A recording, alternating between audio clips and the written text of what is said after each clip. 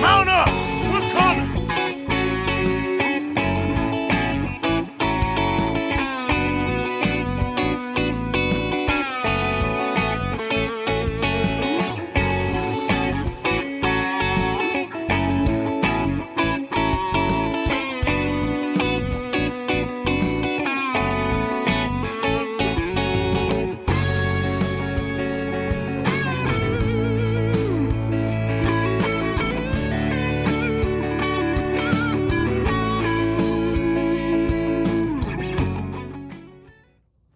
Everybody, welcome to another episode of Purple Insider. Matthew Coller here. I have just come back from the Minnesota Vikings night practice, and always one of my favorite evenings of the year. The weather was absolutely flawless out at TCO Stadium, and the place was packed. I mean, you had a lot of standing room only around the edges of the stadium, Vikings fans showing up in mass out to, I think they probably could have filled up a much bigger place than this to see the Vikings this year practice. And, well, got to tell you the truth. I don't think that anybody is going to go back home and say that they'll never forget this practice. And I think JJ McCarthy is going to wake up tomorrow hoping that he forgets this practice. It was not exactly how you would have drawn it up in your brain. And this has been really the story of training camp, and I'll take you through what happened tonight and what were some of the issues for JJ McCarthy and the offense. But let me start with something even more important. Will Reichard made all of his kicks, folks. Will Reichard made every single kick, including a 50-plus. That's the real important thing here. Will Reichard is back, everybody. But no, I'll take you through exactly what happened. But it was, I think, one of the worst practices for the offense that we have seen since the beginning of training camp. I mean, there were very, very few plays that you would have said were executed correctly from start to finish. And what we saw a lot of just broadly was JJ McCarthy either taking sacks or having to scramble or having to check down. It started out okay. With 7-on-7, where it looked like McCarthy was feeling pretty good as far as throwing the football, hit Jalen Naylor on an early pass. There was a nice throw down the sideline to Jordan Addison.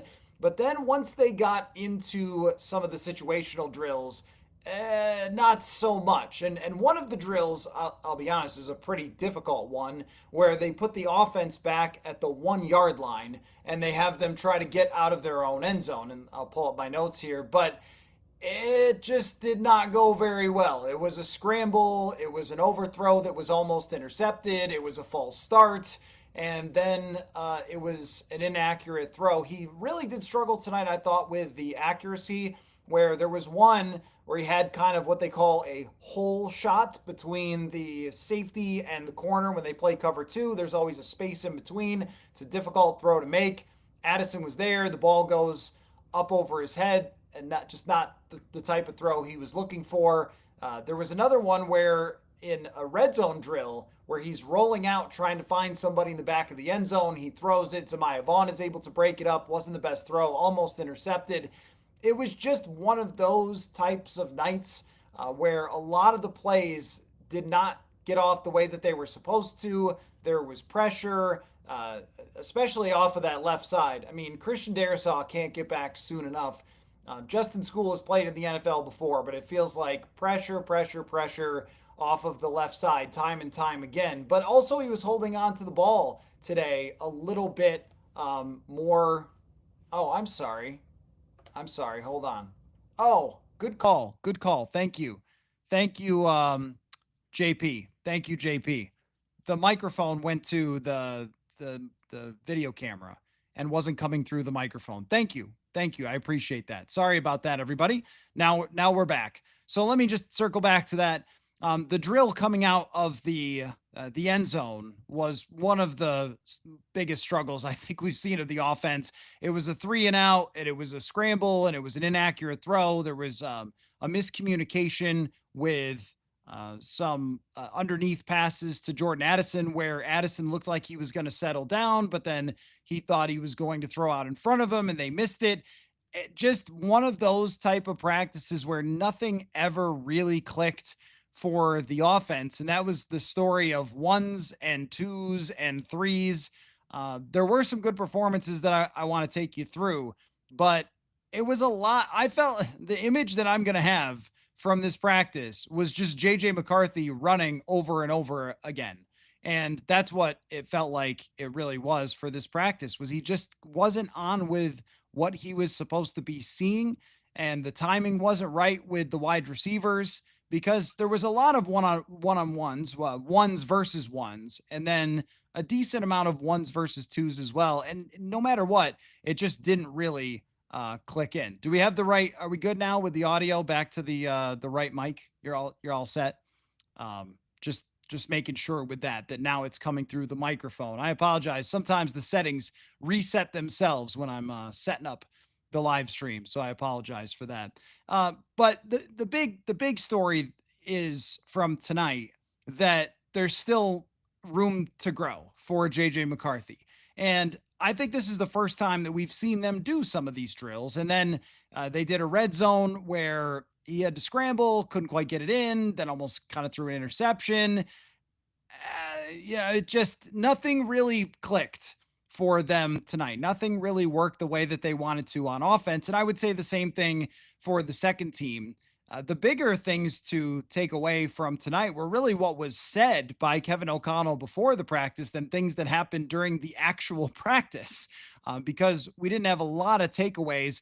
Although I will say this, and that's just from focused on JJ McCarthy. And the big picture is every other practice, it can be way up or it can be way down or it could be somewhere in the middle from McCarthy. And what they're looking for is for this to even out as they go along. So the other day's practice, what is that? Losing my days now. Saturday was absolutely fantastic. It was absolutely fantastic. I mean, McCarthy was just on point, terrific, hitting guys left and right. And then tonight, it wasn't that sort of thing. It just wasn't as sharp. And yes, Nick points out, there's no Hockenson and no Jefferson. So he's really playing with a second team, no Darisaw. Will Fries, I thought I did see out there, though, tonight. I think Will Fries is back and good to go. But, when it comes to the offense, he's really not running a full version of his offense with TJ Hockenson out and Justin Jefferson out. And so now you've got Lucky Jackson and you've got Jalen Naylor being bumped up a spot, and your only real wide receiver that you're looking to all the time in real games is Jordan Addison. I mean, we think about Naylor. I like Jalen Naylor all right as a wide receiver 3, and I think he's done a good job. But that, still we're talking about somebody who is much more of a wide receiver 3 and not a guy who is going to be a wide receiver 1. So Jefferson not being out, and then Addison is your only real true wide receiver who's done something in this league with Hockenson out as well. And then also Lucky Jackson, and Ryan Kelly was not out there either. So, I mean, this was probably half of the offense that JJ McCarthy would expect to have in week 1. And Ryan Kelly not being there looked like it was a major issue as well. So you had school and you had Juergens, and Juergens, I think, has had a really rough go of it now at this point in training camp. And yeah, you know what? If Jefferson, Hockenson, and Ryan Kelly are missing in real games, I don't expect JJ McCarthy to have a ton of success. So that's what we saw tonight. Now, that doesn't apologize for everything. I mean, there were throws that were left out there where somebody was open and he just missed them, like the throw I described with Jordan Addison, or down in the red zone where he tried to scramble. There was a guy breaking open on the side he was looking that he just didn't pull the trigger, and then he's got to scramble out and then he's got to run. But I do think that when you're missing that many people out there, then you start to have an issue. As far as interceptions, I don't think he threw an interception. If he did, there was one on a tip, but I think that Sam Howell threw that. I'll have to check on the notes. I don't remember him throwing an interception. There was one from Brosmer, might have been from Rippon, that threw the other one that went through somebody's hands. One thing I will also say is that there's just been a lot of drop balls by the wide receivers in this training camp. And maybe that's me noticing that Justin Jefferson is not out there, but it feels like there's been a lot of, like, today it was Dante Fleming who gets a great throw from Max Brosmer. Brosmer goes in there, he's cutting across the middle, he fires it right to Fleming, goes right through his hands for an interception. And then there was another one where Jay Ward gets a pick that Sam Howell, that was the other one. Sam Howell throws a check down to, I think it was Xavier Scott, the running back, bounces off his hands almost like he volleyed it right to Jay Ward for an interception. It just, there wasn't anybody who had a good night offensively in this practice. But was JJ McCarthy rattled? No, I didn't think that he was rattled. I think that this is just who you have at quarterback right now with half of his players in there. You have a young quarterback who has not done some of this stuff at all, who's facing a great defense and a lot of pressure on a given drop back because his center wasn't in there. And then because his starting left tackle was not in there. And does Lucky Jackson looked any good? I think Lucky Jackson knows where he's supposed to be in the offense, and he's made some catches and he's had some good practices overall, but we can't expect Lucky Jackson to be Justin Jefferson, who he's kind of trying to fill in there for, or even Jalen Naylor. I do think as of right now, you would have to give Lucky Jackson a roster spot because we saw tonight pretty much exclusively Rondale Moore and Ty Felton as the number 2 wide receivers. Rondale is another guy that I think that they want to take another step up. I think that they would like to see Rondale really get the offense down and all the different alignments and all that different sort of stuff to the point where he's perfectly comfortable with the offense to go in and play some more reps as wide receiver 3 with Jefferson out. But clearly they are not at the point where they're ready to do that. And, the same thing with Ty Felton, where I'm sure that they would like that, but Felton is a rookie and doesn't seem to be quite there yet. But as far as McCarthy, it's probably half of the practice being that he's facing pressure on almost every single drive. But then the other part is not having his receivers. And then it's him also just missing on some of the throws that are supposed to be there. But that was tonight's practice. Saturdays looked like a superstar QB1. I mean, this is also training camp for you sometimes where it's one practice up and then one practice down. And by the end, you expect it to look like they're ready to play in week 1. I would say after tonight, the defense is ready to play in week 1 and the offense is going to need a lot more work. Bob, thank you so much for the super chat. At least we could take solace in the fact our defenders have been in the right place to make interceptions on deflections. Well, that's true. No, I mean, everything regarding the defense has just been really, really good in this training camp. Except for when they're, maybe throwing Aaron Jones to the ground when they're not supposed to be. But other than that, it has been overall pretty good. As far as punt returning goes, Rondale Moore seems to be the top punt returner, but I think they are also intrigued by Miles Price. Another guy, Silas Bolden, had a chance to make a nice catch tonight, dropped it. Good throw by Max Brosmer. I thought Brosmer played pretty well. But, I mean, if you're doing the biggest winners of tonight on the offensive side, yes, Brian, Will the Thrill was the biggest winner of the overall night by making every single one of his field goals, including one from over 50 yards, which he crushed. The run game is the biggest winner of the night. Again, it's really been the biggest winner of the entire training camp. The run game was excellent when they did a red zone drill. They handed off to Jordan Mason. He blasted through. Nobody even got a hand on him. I think the offensive line has been very comfortable in the run game. And specifically, I've noticed Donovan Jackson a lot and Will Fries, but Will Fries is supposed to be doing that. In the run game, I think Donovan Jackson looks like he could be a legitimate difference maker because of his size, his athleticism, and when he gets hands on guys tonight, he got to the second level and drove back Ivan Pace like 10 yards. Getting to the second level as a guard, that's going to take athleticism, which he has, and strength, which he has. I think it's pass protection for Donovan Jackson that is still an issue right now when he's facing off with really good defensive players. Was watching him in one-on-ones, and he's getting pushed back a little bit by some of the more powerful people. I'm not a one-on-one offensive line analyst, but just something I've noticed.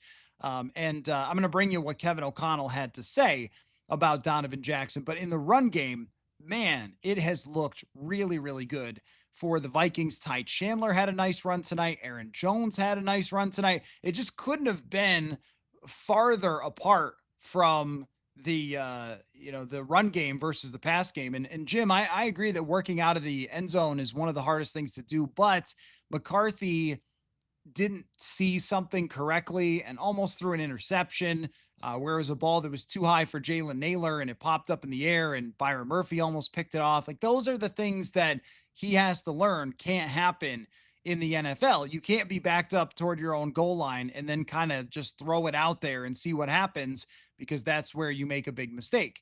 And what Kevin O'Connell has really tried to emphasize is that every mistake, every bad rep, every bad series or period of practice is just an opportunity to learn and to grow. And I think JJ McCarthy has done a good job at learning and growing from the mistakes that he's made. And that's probably going to be another one where that's the first time they've done that drill. And it was ones versus ones. So it's a nasty, nasty defense and it's right in your face. And it's not the same as playing at Michigan, that's for sure. And it's probably the first time he's run a drill like that backed up at his own goal line in a long time. But, they also ran normal 11 on 11s. They also ran some red zones. It just wasn't really there today the way that it has been at times before, outside of the 7-on-7s to start the practice, which is kind of funny because I thought when the practice started with the 7-on-7s, I thought, oh man, like, I think this is going to be like really, really good for JJ. I thought he was going to have a great practice tonight, and it just was not to be on this evening for him. As far as Max Brosmer goes, I mean, we're going to have that conversation pretty often when it comes to Brosmer about him, because he has looked so good. And even tonight, he looked like he was throwing the ball well. Brett Rippon still did work in to the starting, or to the twos a little bit, and it wasn't a whole heck of a lot better. Um, User lurk, do you recall Josh Allen's first season? I think it's a little bit different of a situation. I think the Bills also won 6 games that year. That's not what they're looking for here. They look, it's a night practice, so it's not tomorrow they're playing the Chicago Bears. But what you're doing as you're going along here is you're looking for hints for improvement, for consistency, and how much better does it get? And then also for some of the realities of JJ McCarthy, because what Kevin O'Connell has to know is what it is going to look like for McCarthy when he's actually out there and they're doing a full game plan. What is he comfortable with? What is he most accurate with? Are they going to be able to make certain throws or call certain plays? Or if you get backed up at the 1 yard line, are you throwing a 97-yard bomb for Sam Darnold, or are you trying to run and just punt? Because that's not something that he is going to be very comfortable with. As far as, tonight goes, he was not comfortable with it, but they'll try it again another day and, try to get back on track. It's just that at this point, it is one practice is great. The next practice might not be. They might go out there on Wednesday and look awesome again. That's why, honestly, for me, it's been really entertaining to do the every single day recaps with you guys, and interesting to do these recaps every day, because we have to avoid going too crazy with some of the overreaction to one practice that we just saw, but then trying to figure out, like, what does it mean? Like, what does it mean that he struggled in some of these situational drills? Does that mean that, Kevin O'Connell has to focus on the run game when they get to the red zone, that maybe you're not doing the same things that you did for Sam Darnold last year, which was when they got in the red zone, they were just throwing, throwing, throwing, because it hasn't been sharp in any of the red zone drills this year for JJ McCarthy. And then, the rest of the 11 on 11s, I mean, every day is kind of a small sample size, but this was not as long of a practice as it was the other day where they were doing, just about everything. But, what I try to do is write down, all these sequences, and you have like scramble, short pass, sack, hand off to Jordan Mason that looks great, near interception, sack. I mean, that's kind of how it was. And eventually, I will say he did make one nice play tonight in the red zone. And I think this is something that McCarthy is going to have to sometimes be careful about. Was he was rolling out to his right, and it looked like he was going to, throw it out of the back of the end zone or something. And then at the very last minute, he was able to sneak the ball in and have Jordan Addison catch it for a touchdown. Throwing on the move is still a strength, but I think it's also something that he really believes is a strength. And that's how he almost threw an interception to Zemiah Vaughn early in the practice. So the JJ McCarthy part of this is bottom line. It was a pretty ugly practice overall, and getting the ball out has not been a major issue for McCarthy, like getting the throws out. But it really was today with not throwing it, taking sacks, scrambling a lot. And I also think that speaks to who was in there with him and who's going against him. Dallas Turner continues to look like an absolute monster.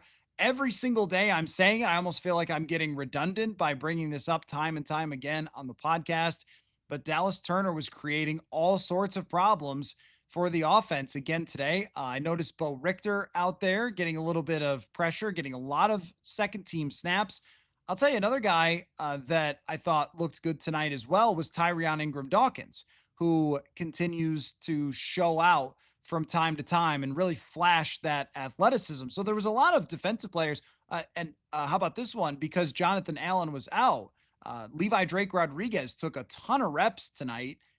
That's another guy that you're bringing in as a seventh round pick last year with a lot of hype, and they're looking to develop.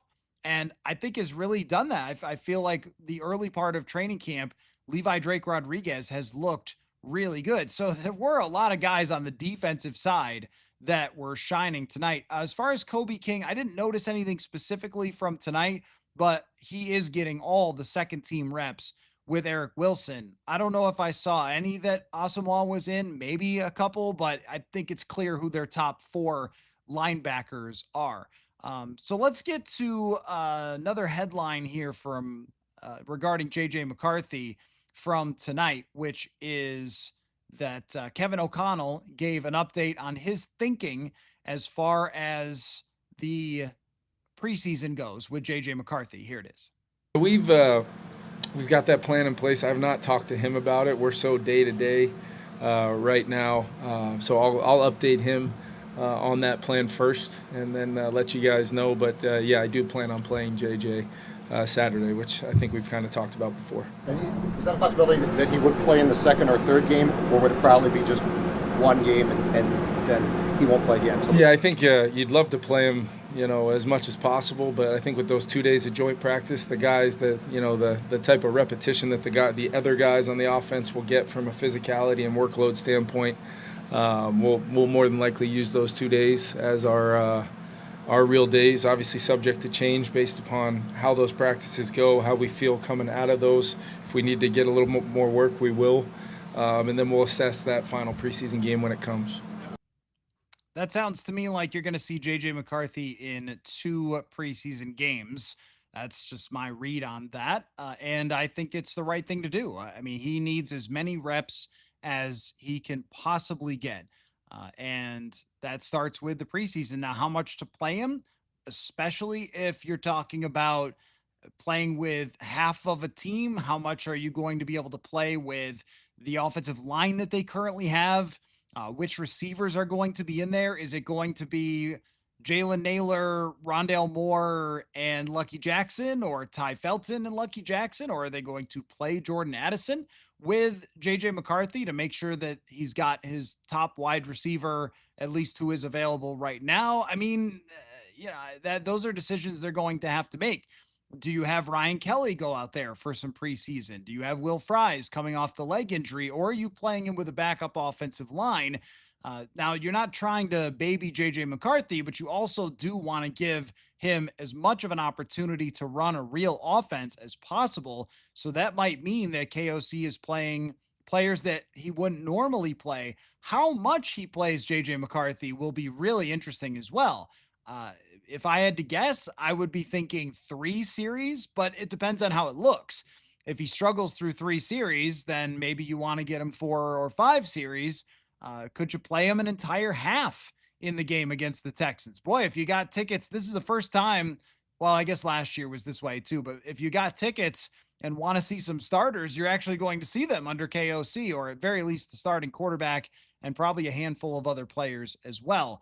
But where he is right now in training camp and some of the ups and downs that he's had, some absolutely great days, some days that were pretty tough, like tonight. I think he's got to play in the preseason. It will also be good for JJ McCarthy to get a chance to just put the jersey on as QB1, walk out in front of US Bank Stadium, and get a little bit of those nerves out, because the first game of the year is going to be against the Chicago Bears at Soldier Field on Monday Night Football. I mean, it doesn't get much more pressure than that. And it has now been a long time since JJ McCarthy has had a pressured situation in a real game.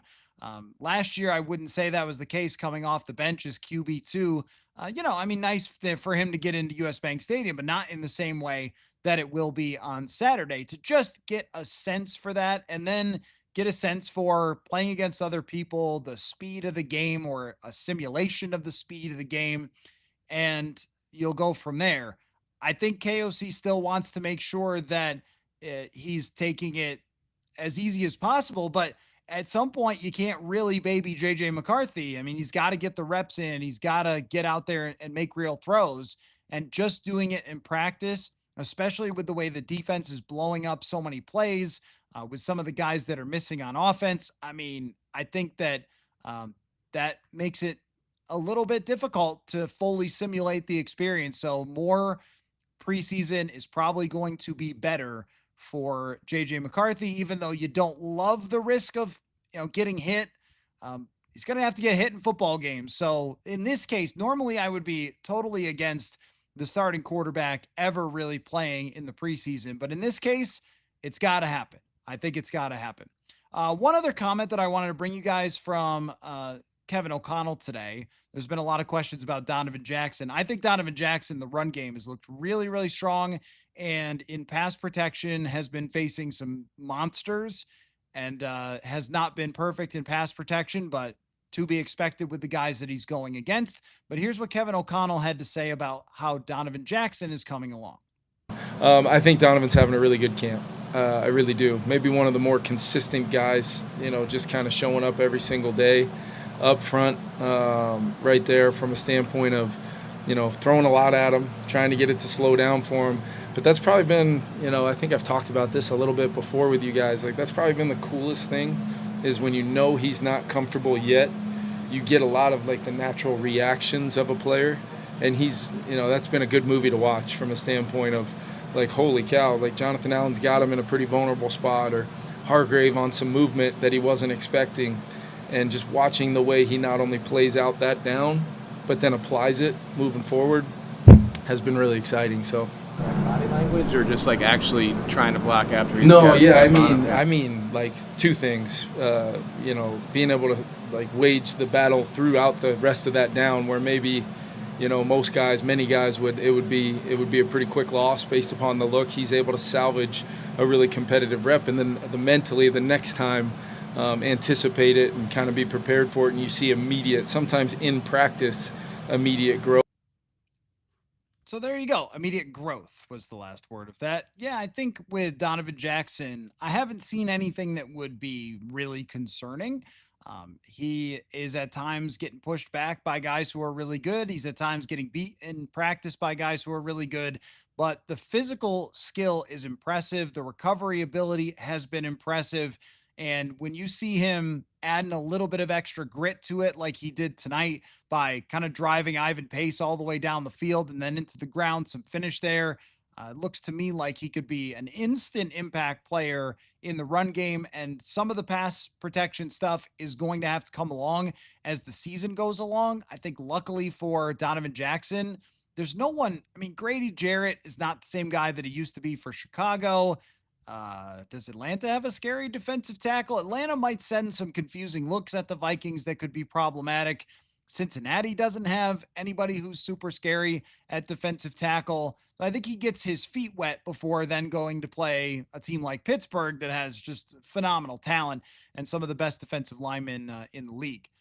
Never played Madden said seemed like the secondary was the better than the wide receiver group tonight. Not a ton of guys running free other than checkdowns. I'm in on Brosmer. There were a lot of checkdowns. In fact, hold on. Let me bring you some, now that I'm answering questions here, let me bring you some scenes of the night. Took some video while I was out there of the night practice.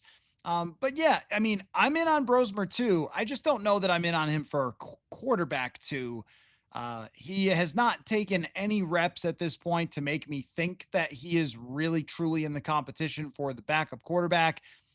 Kevin O'Connell was asked about Sam Howell today, and there were a lot of those kind of long answer from O'Connell of, well, it's a new system for him, and I've seen some of the talent and sort of yada, yada, yada. But there was no, like, you guys have got it wrong on Sam Howell. I mean, because O'Connell, if you listen to his daily press conferences, he kind of keeps his ear to the ground for what's being said by folks about his football team.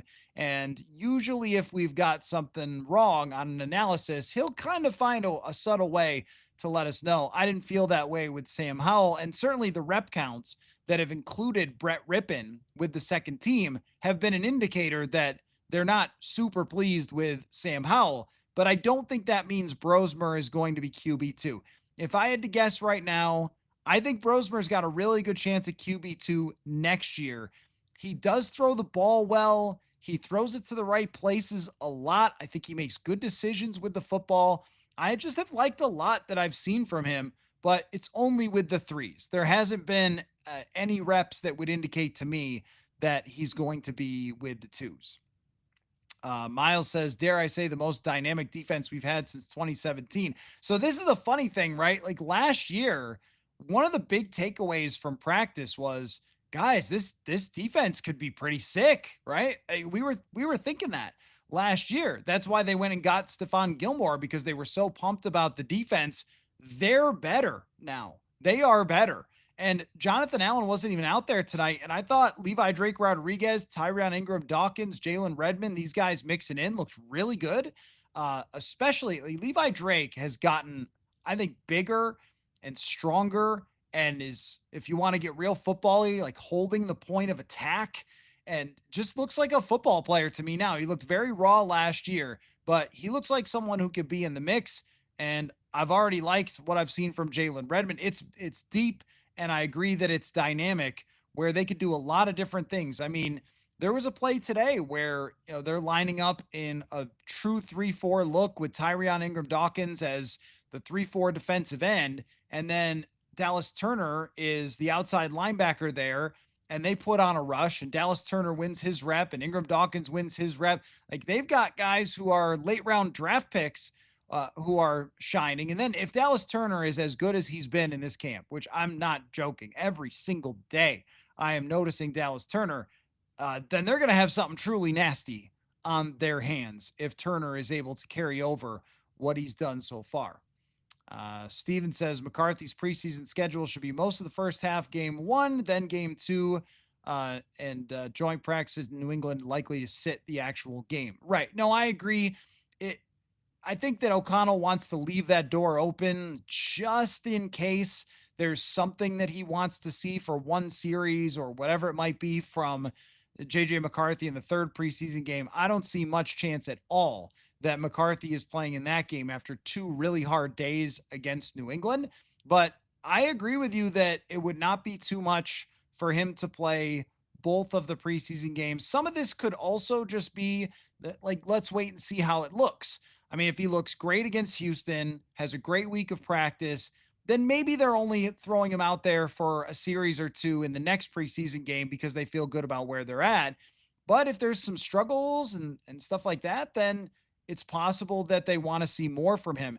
If he's playing in the third preseason game, then that it might be a little bit nervous. But I don't expect him to. I think most of the first half, I agree with you, is probably a pretty good plan for the first 2 preseason games. If you're enjoying this video, yeah, that's I was right on the sideline today. Great view for the warm-ups today. Topaz says, with Jets jogging around, jumping all over KOC, would you bet on him coming back for the first joint practice? Would I bet on it? Yes. Would I bet on it? Yes. I do. I think that he will be back by the joint practice, and that will be a major part of his ramp up. I don't know if we will see him at full speed until then. Let's see. From Nick, we'll say the depth at wide receiver could be a concern. A lot of drops. Yeah, I agree with that. I mean, when you're talking about the next man up being a guy who has never had an NFL catch in Lucky Jackson, I think they would really like Rondale Moore to rise to that challenge. I just spent 10 minutes today talking with Keenan McCardle about Rondale Moore for a story that I'm going to have out in the next couple days, thinking about probably Wednesday for that article. And it's just really interesting with Rondale Moore that he's having to become a more of a complete wide receiver here than he ever really was in Arizona. And that's taken some work. He's a guy who's actually played in real games, unlike Lucky Jackson. But if your next man up is coming off a serious knee injury and has never really been a complete wide receiver, that is a little concerning. But normally you would have Justin Jefferson in there along with Jordan Addison and Jalen Naylor and TJ Hawkinson.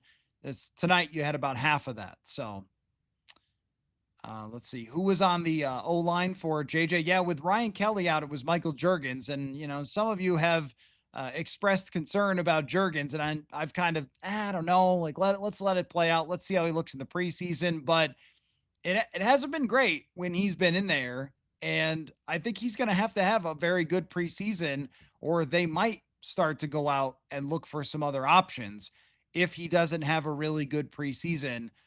But it was a lot of Justin School because Christian Darrisaw was not participating. And so that's like, 3/5 of your offensive line. That's part of the reason that things have gone wrong, is just you're not going to have your entire group here tonight, and they could use that. The other update, which is important to bring up, is that when it came to TJ Hawkinson, the reason it's been this long and we haven't mentioned TJ Hawkinson is that TJ Hawkinson is supposed to be just bumps and bruises, according to Kevin O'Connell. Sounds like he's been battling a couple of different things, so they're going to give him a couple of days off here. That's in the best case scenario. Coaches don't have to tell you the truth, and they don't have to give you all the information, but it did not sound like it was serious for TJ Hawkinson or that there was any concern when it comes to the first week of the season. But it's not great. I mean, to have Jefferson and then Hawkinson out, it's not ideal for JJ McCarthy to be practicing without those guys. Want to mention, before we go any farther, just want to mention the FanDuel question of the day. Every single day now with our FanDuel relationship, we've got a different question for you guys to answer in the comment section. So today, how about this one? Jordan Mason, I mentioned, has looked awesome in training camp. Their run blocking has been really good. It looks like they could have an above average run game, if not really good run game. So the question that I have here is, on FanDuel, Aaron Jones has the 20th best odds to go over 750 yards. Would you guys take that? Do you think that Aaron Jones goes over 750, or could Jordan Mason end up taking this job? Could it be that, Jordan Mason ends up being more of RB1, or it's a 50-50 split and he somehow ends up with less than 750 yards? So 20th best odds to go over 750. How many yards do you think Aaron Jones gets would be a good way to phrase it? So FanDuel question of the day, and I'll get to your answers in just a moment. Nick says KOC's presser today, the most Zim-like I've ever seen him. He was really calling poor Ty Chandler out. Yeah, so you're right about that. And KOC does not do that a lot when it comes to really clearly pointing to a player's weaknesses, but he definitely did that with Ty Chandler today. Again, this is the second time that he's done that. And there were some reps today from Xavier Scott that looked to me like they were with the twos. I think that they've liked Xavier Scott. I feel like I've brought up Xavier Scott more than I have Aaron Jones on this podcast. But then Scott drops a ball in the red zone for an interception tonight, like just after we've been kind of talking him up for a while. It just matters so much to Kevin O'Connell that Ty Chandler get those reps correct when it comes to the pass blocking. Because if you can't get those right, then you're going to have to take that player off the field every time you're going to have a running back pass protect. And if you have to take a running back off the field when he has a pass protection assignment, then it really tells the other team what you're doing, right? So I think he's kind of called him out and really put a lot of pressure on him. I've said that I think Ty Chandler is still the RB3, but I don't think it's a guarantee by any means. I don't think it's a guarantee that he is totally locked in. It's just, I would rather have a guy with that kind of explosiveness and the kick returner who is flawed on the offensive side, but also could rip off a 25-yard run than try to go into free agency and add someone last minute. That would seem to me like a little bit, you talk about Zim era, it would be a little bit Zim era of just overthinking it on one player when it's kind of unnecessary. But you're right about KOC. Like, that's the one guy that he has kind of gone after when it comes to that pass protection. Steve said Ty Felton looked good as a kick returner per some reports on X. It's kind of hard to say someone looked good as a kick returner on a night practice or any practice, really, because they can't hit the guy. He has been a kick returner for sure during practice, and he's got great explosiveness and speed. And I think that his skill set fits for kick returning. We're going to have to see what that looks like when he actually gets out there. But I do think that there is a chance Felton is back there as a kick returner to start the season. Seldom Seen was in the stands tonight. Very cool night, eh? Well, he looked great in 7-on-7. Shrunk a bit in the pocket tonight. Howell has a nice arm, quick release, needs more time. We'll see on Sam Howell. It hasn't been a very good operation with him, and shrunk in the pocket is kind of a good way to look at it. I mean, I thought, I don't want to say rattled because then it becomes like, oh, you said he's rattled. Oh no, he's rattled. Like, that's one of those words that kind of sets people off. It just looked like he didn't have the answers tonight in practice. That's the way I would describe it, is that he did not see what he was supposed to see, or guys were not getting open down the field. It's hard to say in like full speed exactly what it was that he was supposed to see or what was supposed to happen for why the ball didn't come out. But we could certainly tell that the ball was not coming out when it was supposed to be. And it was a lot of checkdowns. Jordan Mason might be leading this entire training camp in receptions. He was getting a lot of checkdowns and a lot of scrambles. And that's definitely not how it's supposed to look. And then several passes were just not where they're supposed to be. You're right. He looked great in 7-on-7s. He crushed it. But then, an inaccurate throw to Addison, really two near interceptions that definitely could have been picked off, was not exactly locked in tonight, or things just weren't working the way they were supposed to. Kyle says Ty Chandler not making the team. Still think Rondale is going to be RB3, wide receiver 5.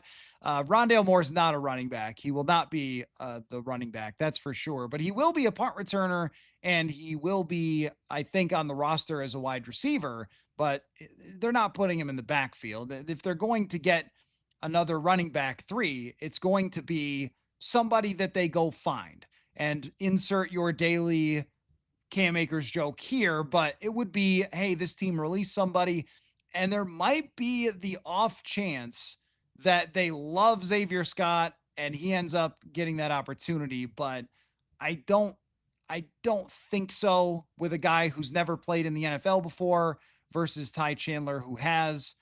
Who else would be the kick returner? I think Chandler and Ty Felton are in pretty good standing as far as the kick returners, but I mean, just Chandler, it is hard to figure out because we have not seen KOC really kind of hammer a guy when it comes to stuff like that the way that he has about Ty Chandler. So maybe it's just trying to get that message across because he knows that you might need him at some point.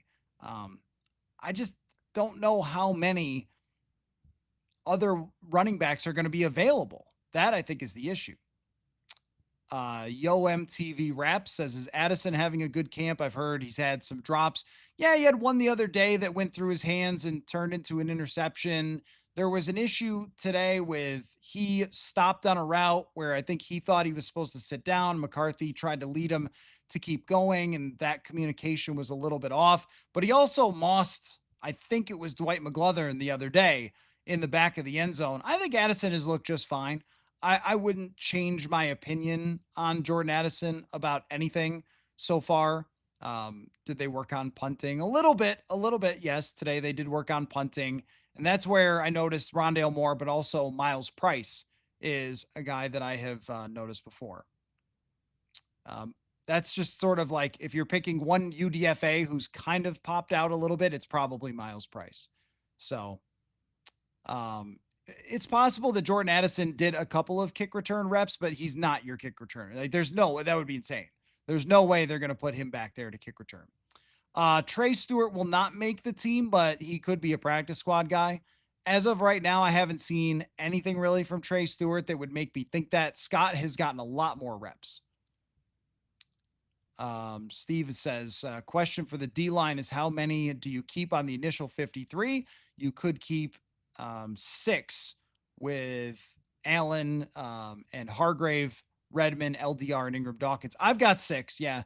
In my 54-man roster, by accident last night, added 1 extra player. But Tavier Thomas was the extra player as a special teamer. So everything else I would have kept exactly the same. I had 6 defensive tackles. I just don't know if this D-line uses Ataki Taimani. And LDR has become that guy. He has become a Harrison Phillips-like role where I see him moving guys up front. I see him playing very aggressively against the run and doing a good job. So I think that they feel like they have that and they don't need someone who's just a massive body the same way that Taki Taimani is. You remember that they had Kairos Tonga with Brian Flores and he just didn't use him as that huge body nose tackle. Frank says, I don't want to make excuses for JJ, but is the O-line play that far behind the D-line? Well, yeah, the offensive line not having this guy at left tackle very much, Christian Darrisaw, who is one of the highest paid and most, effective left tackles in the league, has been an issue. As far as trying to block Jonathan Grenard, trying to block Dallas Turner, there's been a lot of pressure coming from that side. There's been a lot of pressure coming from over Donovan Jackson because he's playing against star players. And then tonight with Ryan Kelly out, there was some up the middle. So yeah, some of it is just guys aren't in there.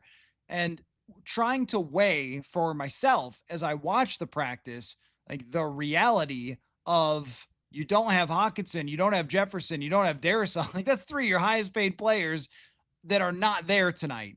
And also, I think the D-line and the defense is really, really good. That's another part of it as well. So when you have, those two things working together, and even the second team defense, the second team defense has dudes like Dallas Turner's taking a lot of reps with the second team. Gabe Murphy's out there, Levi Drake, Jalen Redmond, Tyrion Ingram Dawkins. These are guys they feel really good about, and they're, getting their fair share of pressure. I also think that the second team corners are responsible to some extent as well, because second team corners, you have Zemiah Vaughn, Jeff Okuda is in there, Mekhi Blackman is in there. I think I saw Blackman on a first team rep tonight, but it may be just in the dime. Those are good backup corners. Those are very talented guys you're going against as well. So I think that it's a combination of things, but at the same time, just the other day, just on Saturday, you had JJ McCarthy have a great day with a lot of these same things. Like he didn't have Justin Jefferson, he didn't have TJ Hawkinson, and he performed really, really well in practice. This was a night where maybe he wasn't seeing it. Maybe they were running some things that were different.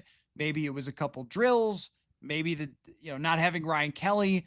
I think that's meant a lot to him to have Ryan Kelly there for him. Just the accumulation of things. I wouldn't panic over it or freak out, but I also think that when you have a 22-year-old quarterback who's starting for the first time, that it's going to be this way. There are inconsistent practices with veteran quarterbacks where you have, one day is great, the next day is not as good. So of course you're going to have it with a young quarterback who's trying to play with only, half of his starting roster out there. How has Lucky been looking? I've heard he's had some good showings. He has. I think he has. Lucky Jackson to me has shown that he can do enough to be on this roster and be someone that they could put in for a limited number of snaps if when the Jordan Addison suspension happens. I would not feel that comfortable right now with Rondale Moore or Ty Felton being those guys. I would feel a lot more comfortable with Lucky Jackson because he knows the offense so well. He has made catches, especially, underneath, across the middle of the field. And if you had to play mostly a lot of 2 tight end stuff and then 20 snaps goes to another receiver, as of today, I'm picking Lucky Jackson to take those 20 snaps. Carl says, can our run game carry the offense? I don't think it could carry the offense, as in you're going to be Philadelphia.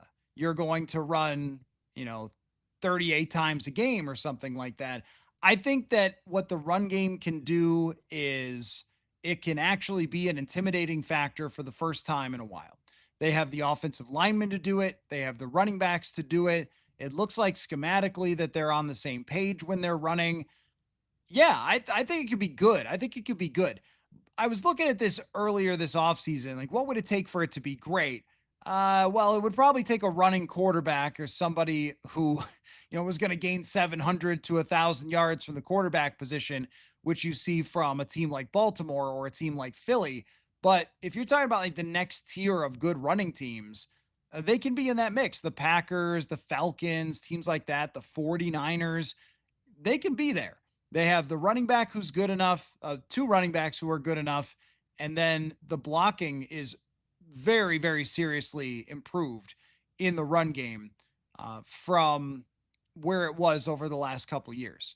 It is a night and day different looking run game from where it was. So I can't say that they'll be top 3, but can they be top 10? Can the run game set them up for success in the pass game the way that they haven't been able to do before?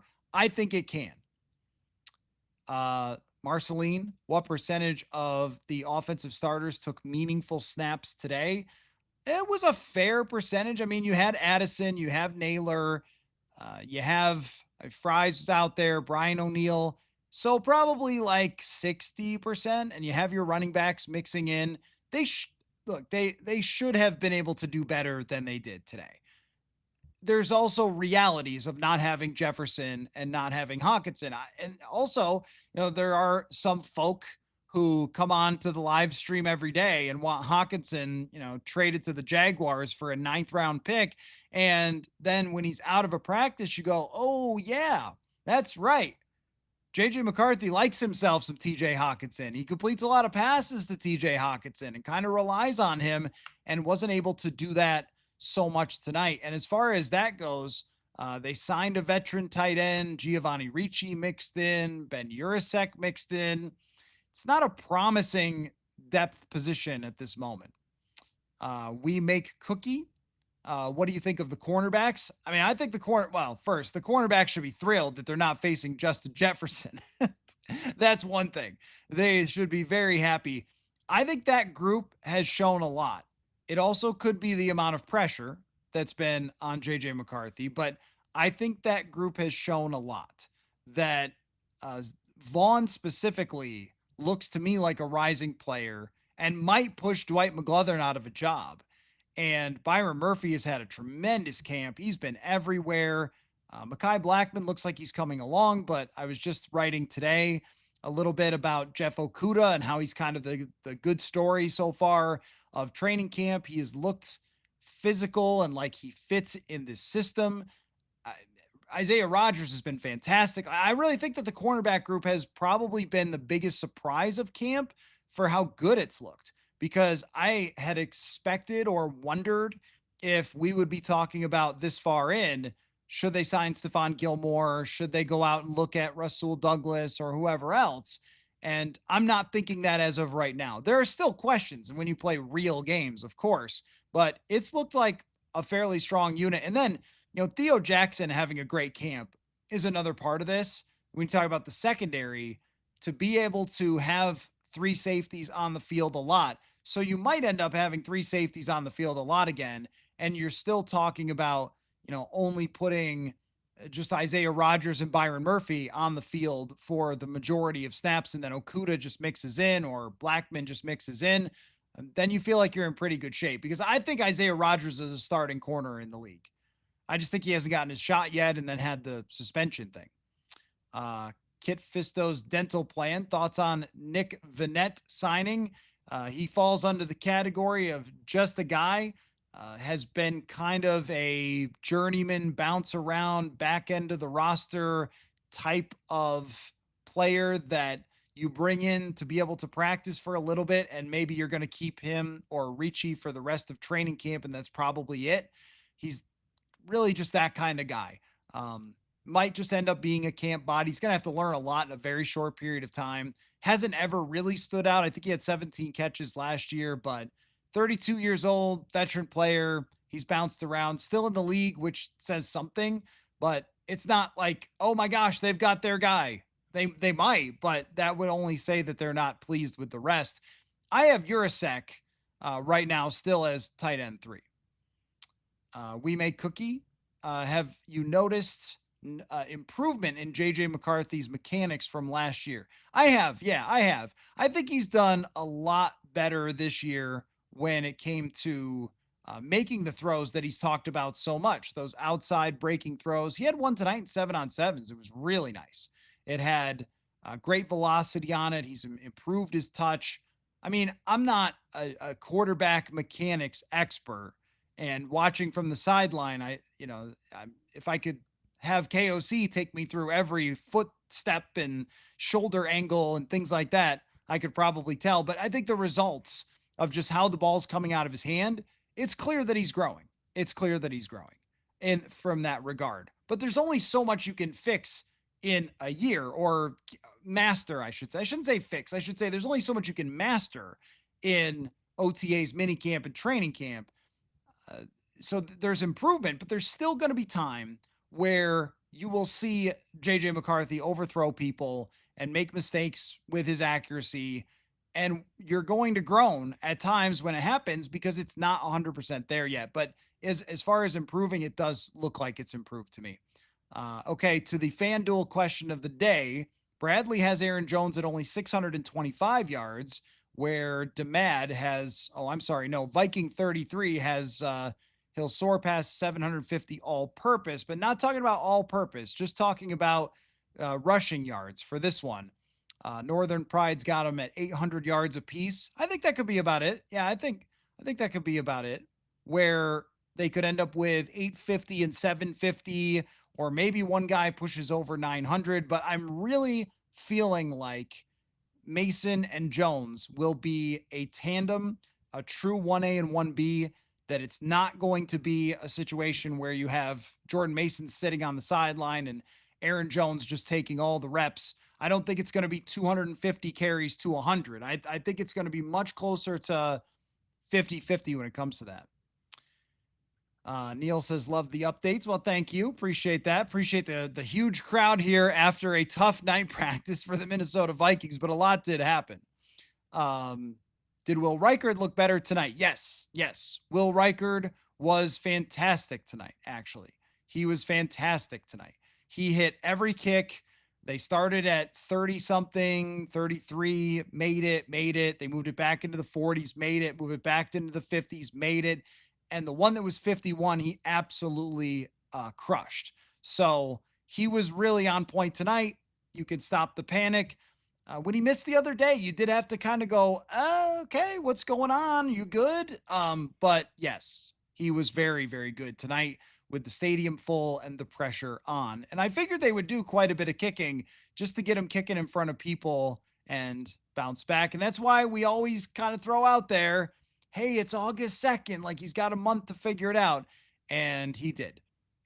Michael says, I'd like Aaron Jones's reception numbers to go up, especially on third down. He had 51 catches last year. It's pretty good. Will that go up a little bit? It probably will, because at least what I see from JJ McCarthy right now is that he is trying to figure out, when do I want to push the limits? When do I want to try to force this throw in there and take a shot? And when do I just want to make sure that I don't go broke taking a profit and get 7-8 yards checking to Aaron Jones? I think Aaron Jones and Jordan Mason out of the backfield, and Mason had another couple good catches tonight. I think those guys could be his best friend out of the backfield because they can get yards after catch and they have good hands, and they're going to be there with KOC sending so many deep routes that underneath stuff is going to be there. Robert's got 900 yards for Jones, maybe about the same for Mason. Viking 33 thinks 750 on the ground is probably a stretch with Mason. So you don't think he's going to get quite that many. Yeah.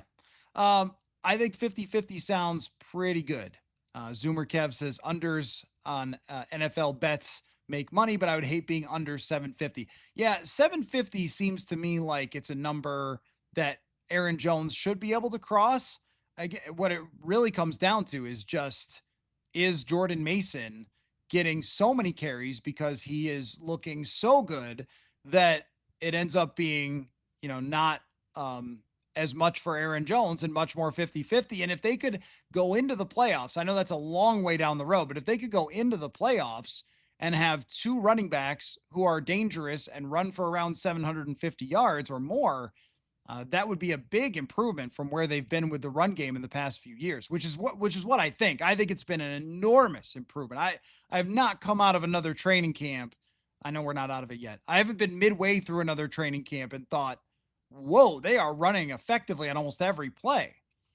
Let's see. Fires Abers. I'm sorry. I don't know how to pronounce that, but are any joint practices open to the media? They are. Yep, we will be there for every minute of Vikings versus Patriots, or actually Vikings versus a lot of former Vikings with the New England Patriots.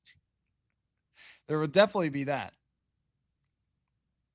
Let's see. Tyler says Levi Drake or Tyrion Ingram-Dawkins, who is more likely to make the 53? I think both of them. I would be shocked if either one of them got cut. I think both of them will be on the roster. If it had to come down to one, I guess it would have to be Levi Drake would be in there because I think he's going to have a legitimate role.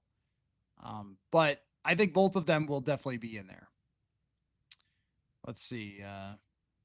The Beast. Let's talk rookie wide receiver, underwhelming. Yeah, I think with Ty Felton, he's looked exactly how I expected him to look based on what I saw in college, which was you're looking at a guy that runs a sub 4.4 that is 6'1", who gained a lot of yards last year on shorter passes, and you see the upside to that. And that's what I see with Ty Felton. I see the upside to Ty Felton, but I don't see a wide receiver who's ready to go right now. I see the long speed, and that's why he's back, returning kicks. It's just, you're asking somebody to be in an offense that is complicated and takes a lot of work and then be refined. It's just not going to happen right away for a third-round draft pick who was already not that experienced at Maryland coming out. And we're talking about Maryland. We're not talking about Alabama or Georgia or something, and it's hard enough for those guys to come from there. He was a pick that could contribute. This is from night one of the draft, that could contribute right away as a kick returner, maybe punt returner, and then a handful of bit plays that are designed just for him in a weekly game plan. But that's it for right now. And then the idea is develop. And then by next year, maybe you're taking wide receiver 3 when Jalen Naylor becomes a free agent. Ethan says, what's the chance the Vikings pick up Carson Wentz or even a Teddy reunion for QB2? I don't think that the chances are all that high that ends up happening. I think Carson Wentz probably would only come back if there was a situation where he could compete for a starting spot, or if a quarterback got hurt. Just seems like he's kind of done with the NFL. I haven't read anything or seen anything that he's made any comments, but he could certainly be a backup quarterback in the league after backing up for Kansas City last year. But he may have decided that he's only going to do that if a team absolutely needs him. Same might be the case for Ryan Tannehill. I think there was a report about Tannehill that he would come back if he had a chance to start, but otherwise probably wasn't going to just sit on the bench. You look around, backup quarterbacks, probably got to hope that it works for Sam Howell, and otherwise, then make some phone calls. But the commentary from KOC on Sam Howell sounded a lot like trying to urge him to make it work. Like he said, I've seen the talent and he's coming along and all that sort of stuff. And he has been practicing quite a bit against the ones, but it almost sounded like speak it into existence for Kevin O'Connell and Sam Howell. Marceline, can Xavier Scott block? I know he can catch. Yeah, except for the catch tonight that bounced off his hands. But, that's a hard thing to figure out as far as his blocking goes. But I think he is a smart player. This is the impression that I've gotten. And a lot of run blocking is really just get your body in the right place. It's identify the right person. I don't think Xavier Scott's pretty big. He's not humongous, but he's pretty big. But as far as trying to figure out, like, can he actually block real NFL linebackers blitzing at him? That might be a tough task. Can you get in the way of them? And with Chandler, I think what Kevin O'Connell is so frustrated by is you're talking about a running back who's been here for years. And if you're still missing assignments after you've been here for years, that is problematic. But it really seems to have stuck in his craw that Chandler can't get these reps right when it comes to the pass protection. Because otherwise, we just don't hear him call people out like that. I agree. It was a little Zimmery. DP Rat says, concerned the offense won't be ready for week 1 because of the injuries. None of the injuries as of this moment would make me concerned about that because at least from what Kevin O'Connell said tonight, TJ Hawkinson, it's not serious. And Justin Jefferson, it's very not serious. It's a mild hamstring strain that he's going to be back, I would guess, by the joint practices. We'll have to find out on that, but I don't think that's going to keep him long term. And then Christian Darrisaw, week 1, we'll have to find out, but has been pacing really well. Like this recovery for Darrisaw to get back to 11 on 11s by early August seems like it's on the right pace for his recovery. So kind of like where he's at as of this moment as well. Wouldn't have had him practice tonight on the turf, and that might be one of the reasons why. Looked like he just did maybe some individual drills. I didn't see him out there for any 11 on 11 anything tonight. But all those injuries aren't super serious. And the same thing with Ryan Kelly. It sounds like he got banged up a little bit in his elbow, and that will be okay. If they were serious injuries, then I would be a lot more concerned, yeah. Doc says this team is ready to win now, and JJ is not ready to be a starting quarterback. He is not Jaden. He is Caleb or May. He cannot start in the NFL. Darnold played most of the season without Darrisaw. Well, so I don't agree with what you're saying that he is not ready to be a starting quarterback in the NFL. I think he is a starting quarterback in the NFL that had a rough night practice without a lot of the key players that are on this team. And let's also keep in mind too, that with so many fans in the stands, I think that they try to run, a lot of vanilla stuff with cameras everywhere and everybody, taking videos and stuff. It's not like they game planned for this. And you're talking about the 3 most expensive players on the Minnesota Vikings offense who were not practicing tonight. Like that stuff matters. To me, if we take the accumulation of the first 10 days and the night practice, to me, he absolutely looks like a starting quarterback on a team that is ready to win.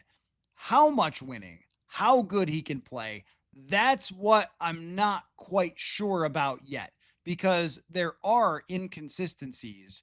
And it would have been safer. It would have been safer if they had kept Sam Darnold, but they also would not have had this team. They would not have the team that they have together. So they are going to have to accelerate that process. And, your later comment is talking about Darnold developing. And I agree that it does take quarterbacks time to develop. But also, if you look around the league in recent years, there's been a lot of situations where these quarterbacks come in at a young age with a great team and they make the playoffs and they make the NFC Championship. And I know you're right, he's not as ready as Jaden Daniels was last year, and he is on the younger side. But, Brock Purdy was another guy that came into the league, and in his second year starting, they're going to the Super Bowl. Jalen Hurts, third year. CJ Stroud, good right away for Houston.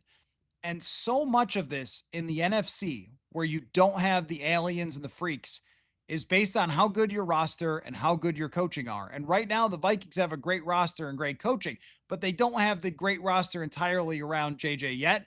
And I also expect some inconsistency. I do, because even with Bo Nix last year, who was drafted behind JJ McCarthy. I mean, I think Bo Nix had played more football, but still had some ups and downs.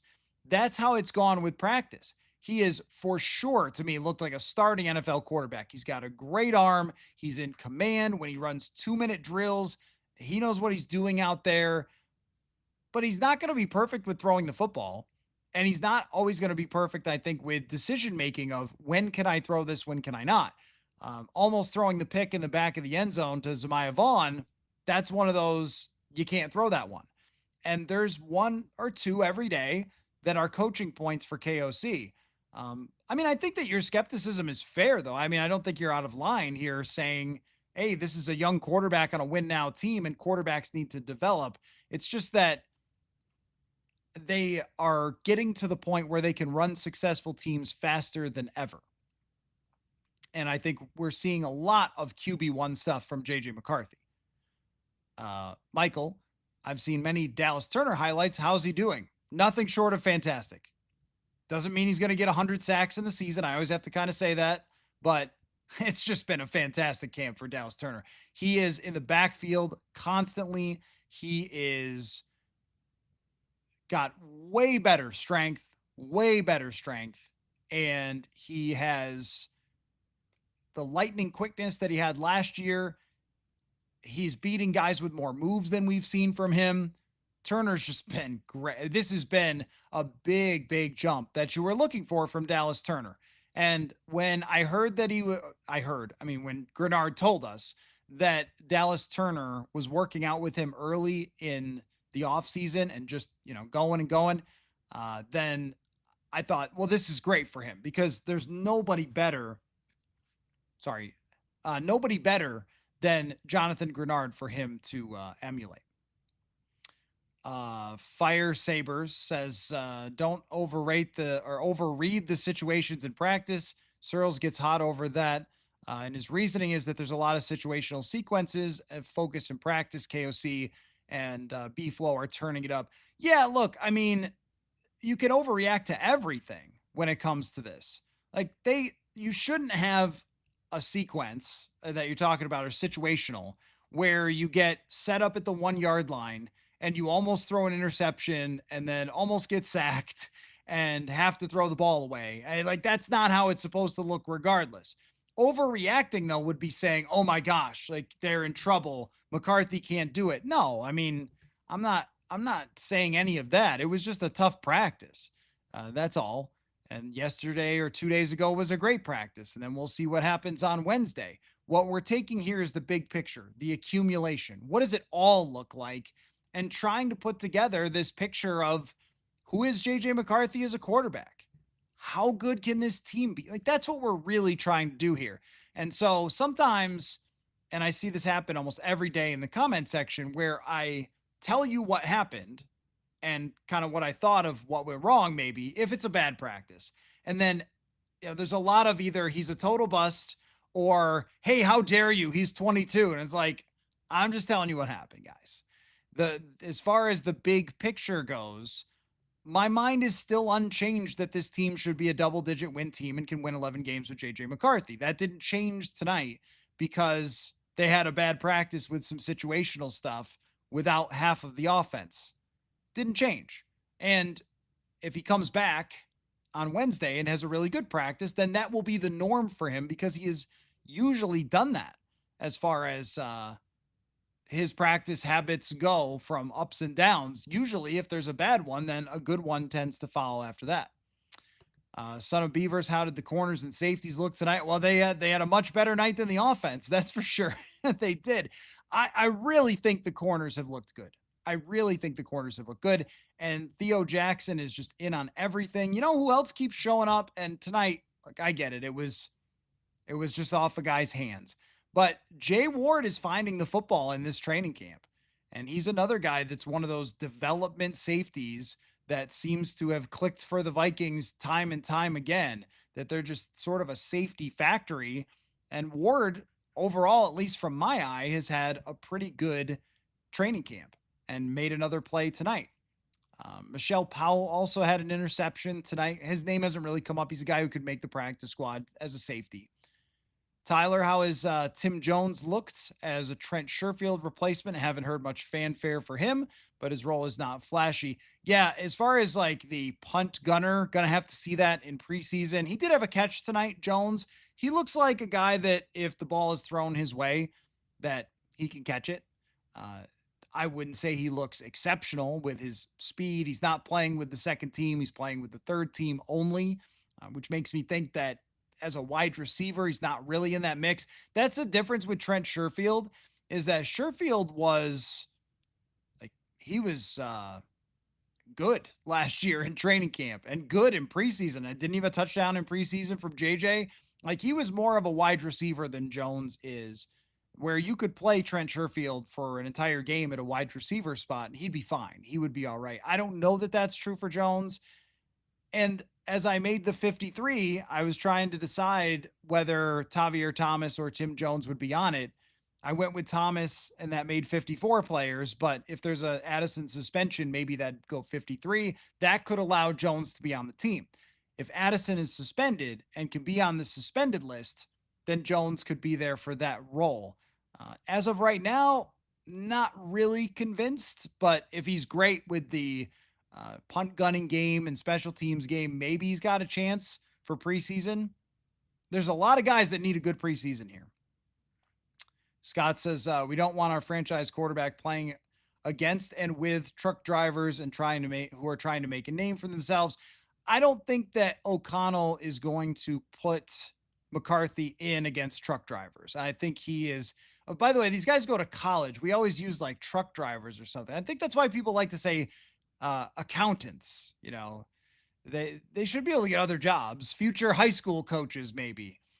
But to your point, I think that they will take him out after he's not playing against real guys.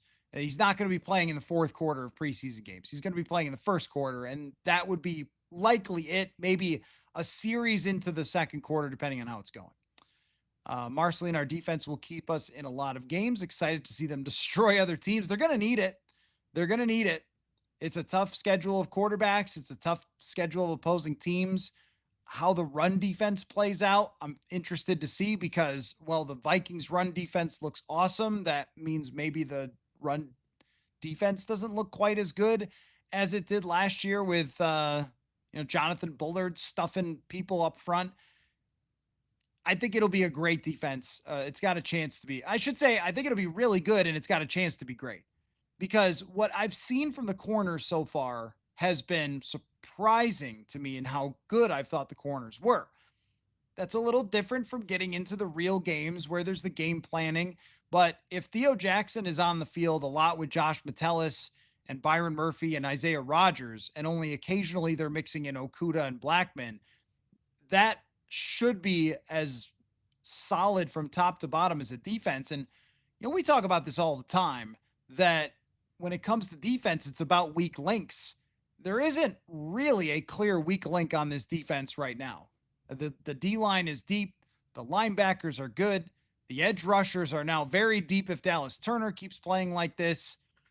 There's just a lot to like about this defense. Steven says, Jay Ward continues to impress. I'll eat my fair share of crow if he plays well this season. I was down on him all offseason. I don't think he's going to play a lot because of Theo Jackson being in there. It might be a situation where Harrison Smith retires and then Jay Ward gets his chance. He might not be able to get a whole lot of action at that position because they're so deep, but he has had a really good training camp and has made some plays. So I think it's just another guy that they've been able to develop and develop and develop. But Sean says, was listening to a podcast today based on who they've talked to from every team-based reporter, and he reiterated that 32 defenses are outplaying the offenses. Well, I think, in part it's because they're working on stuff, and when the offense does not thrive, then we all react to that much more than we do, hey, that was a really good defensive, rep, that kind of thing. But as far as this defense, it is one of the better ones and more talented in the league.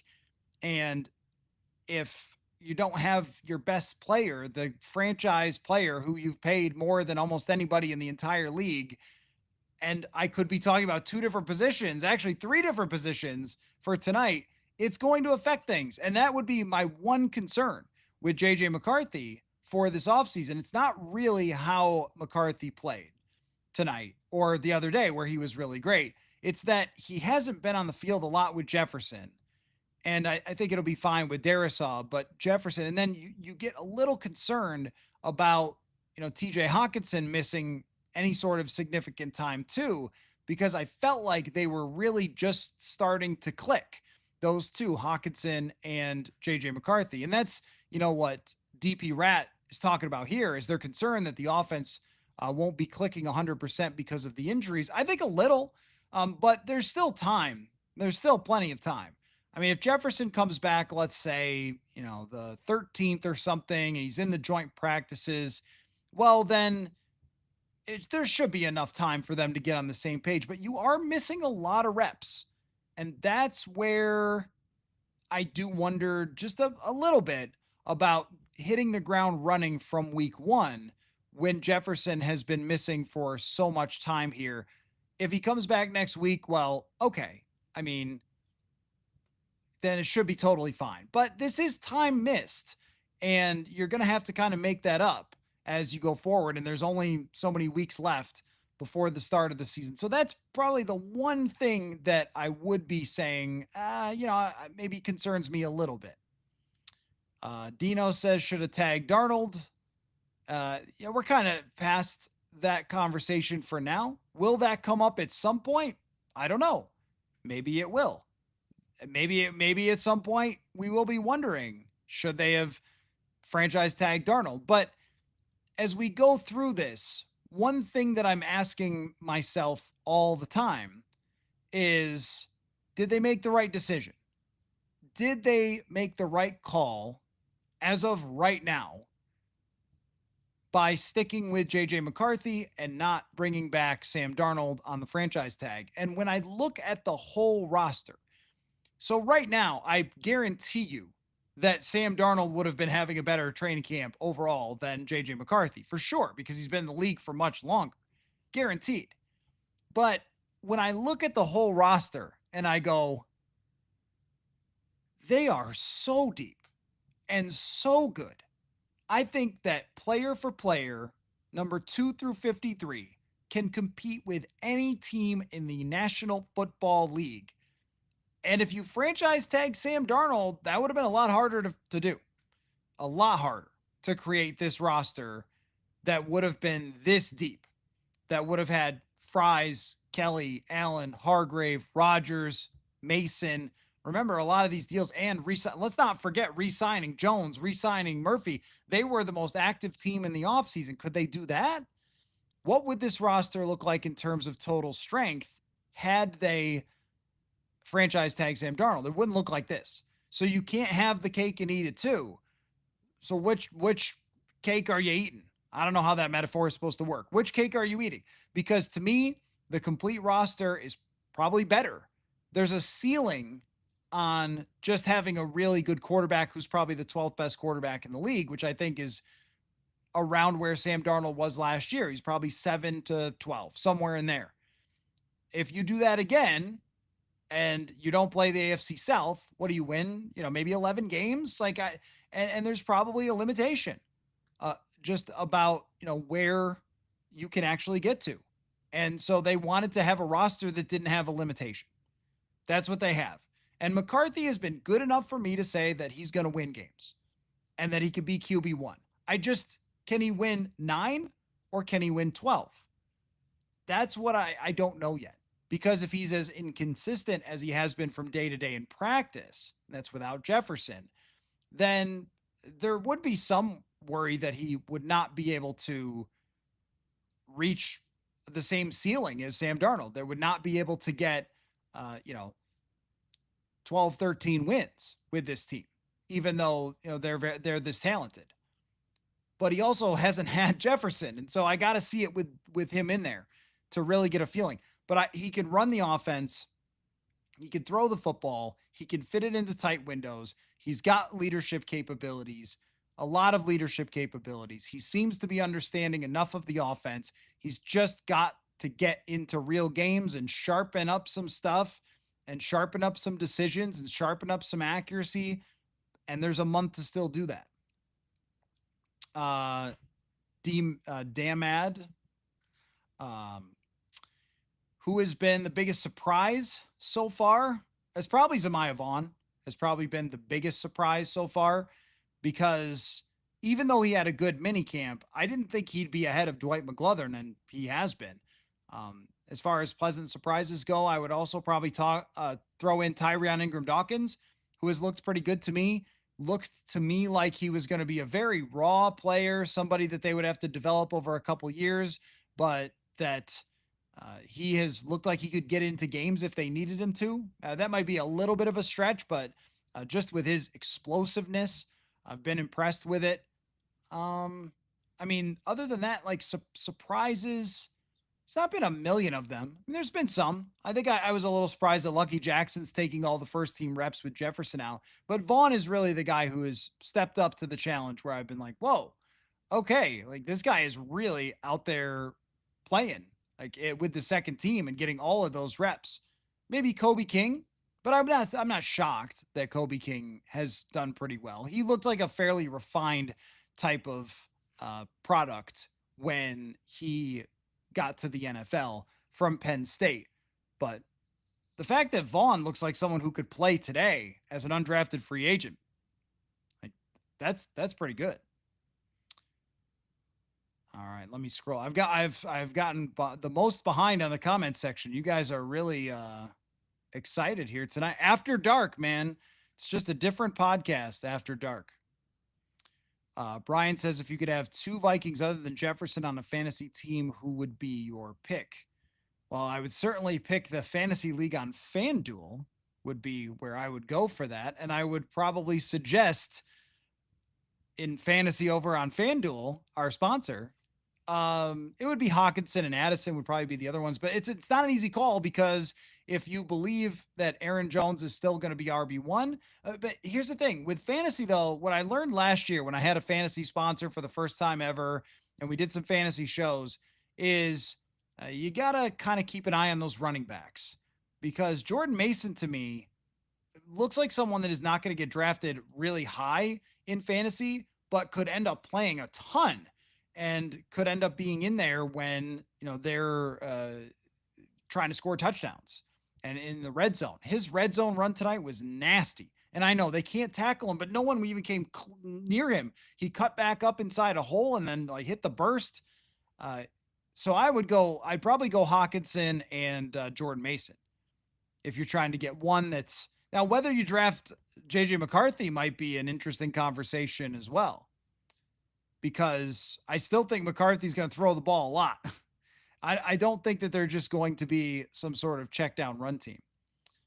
We've reached the Thayer Thomas check part of the podcast. Thayer's had some catches, kind of a similar training camp as before. He can run routes. He's got short area, but I don't think he's got the physical traits to be a starter in the NFL. Okay, I noticed that one person has really taken it upon themselves to argue with everybody tonight. We don't see that too often. Anyway, sorry about that. I didn't realize, I just scrolled down that you guys have been getting spammed a little bit in the comments. I'm sorry about that. Sparky Finch, does Kobe King look as good as Ivan Pace did his rookie year? Seems to be his backup. No, Ivan Pace is a really unique situation in his rookie year. It was kind of wild. I mean, that guy came out right away and was just hitting people like crazy. But also, Ivan Pace has this very natural understanding of football and seemed to just click with Brian Flores just like that right off the bat, even when he was in minicamp. And we were like, okay, wow, that's weird. Like, you don't see that. It was really Ivan Pace is probably a third round or second round draft pick in talent, and he is a undrafted free agent in size. And the league didn't pick him with size. He's also a very quiet guy. And that hurts some guys sometimes. They bring him into the room at the combine and they put him through all this sort of stuff. And he may have not been the best when it came to like expressing himself. And they may have thought, well, he's too quiet. He can't be a linebacker or something. I don't know. But I like the way Kobe King looks. I do. I think that he has looked very much at home in this defense. And he's not the fastest, but he certainly hits guys hard. And he's already been doing a lot of that. And I think that he's got some natural instincts for this. It looks like he's picking up the defense. I think they found a nice, solid backup player there that may very well allow them to move on from Brian Asamoah.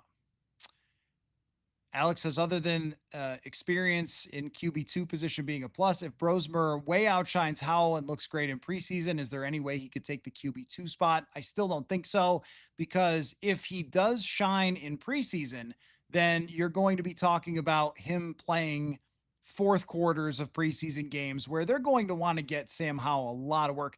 It's either Sam Howell or it's somebody else. It's not going to be Brosmer right now, but it's either Sam Howell or it's going to be the guy that they go out and get.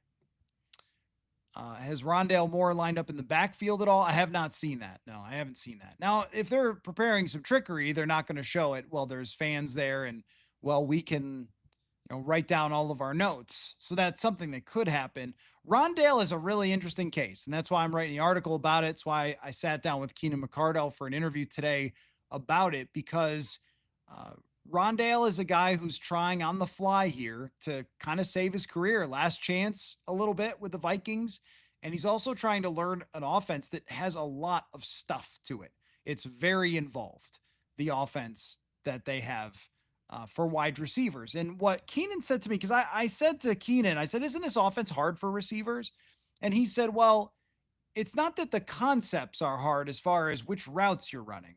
He said everybody runs a lot of the same concepts. He said it's the formations and the motions that the wide receivers have to have down cold and be locked in with the quarterback that just takes some time. But he said that his message to Rondale Moore was kind of like, you got to play like this is your shot. You got to play like this is your big shot. I'll probably, after I run that, I'll give you guys the exact quotes. But I think what you want to see is Rondale start to mix in a little bit more in the coming weeks and feel like he could be someone that they can play, or, maybe he just will be a punt returner. That's also possible.